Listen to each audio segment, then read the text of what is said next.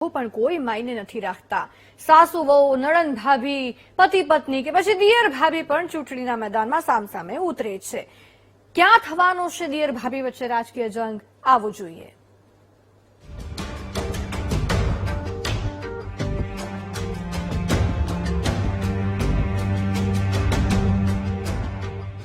સુરેન્દ્રનગરમાં સાસુ વહુ, ડાંગમાં સાસુ વહુ તો ધોળકામાં કાકી ભત્રીજી વચ્ચે રાજકીય જંગ જામવાનો છે।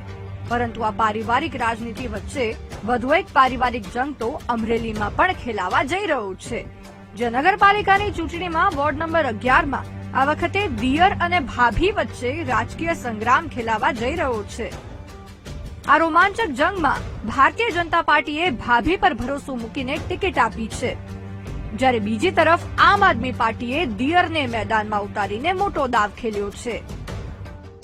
એમાં એવું છે કે ચૂંટણી લડે છે હવની વિચારધારા અલગ હોય। અમે તો પહેલેથી ભાજપમાં છીએ, 25-30 વર્ષ થતો મારા ઘરવાળા સક્રિય કાર્યકર હતા અને 5 વર્ષથી મને ટિકિટ 5 વર્ષ હું ચૂંટણી લડી, પેલા ટિકિટ મળી, બીજી વારે મળી, એટલે એ પાર્ટીમાં અમે કામ કરેલા હોય બધા વિકાસના, તો જ અમને ટિકિટ આપી હોય ને ભરોસો મૂકીને એમ। ના એવું કઈ નહીં થાય।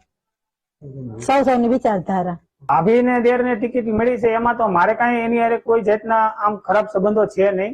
અમારે સારા સંપ છે પરિવારમાં, પણ જે અમારા લોકોની માંગણી છે કે આપણે ભાભીથી કામ થયા નથી, એ કામ મારે પૂરા કરવાના છે અને એના માટે મને આમ આદમી પાર્ટી તરફથી સપોર્ટ મળેલ છે અને મારા સ્થાનિક લોકો તરફથી પણ મને ખૂબ સપોર્ટ મળેલ છે।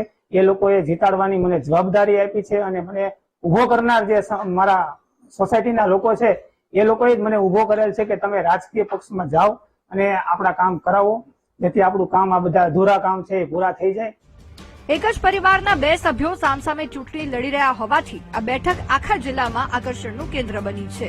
બંને ઉમેદવારોએ વિધિવત રીતે પોતાના ઉમેદવારી પત્રો ભરી દીધા છે।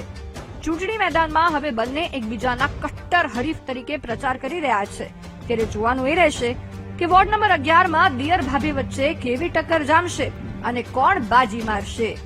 Dilip Jiruka, VTV news, Amreli.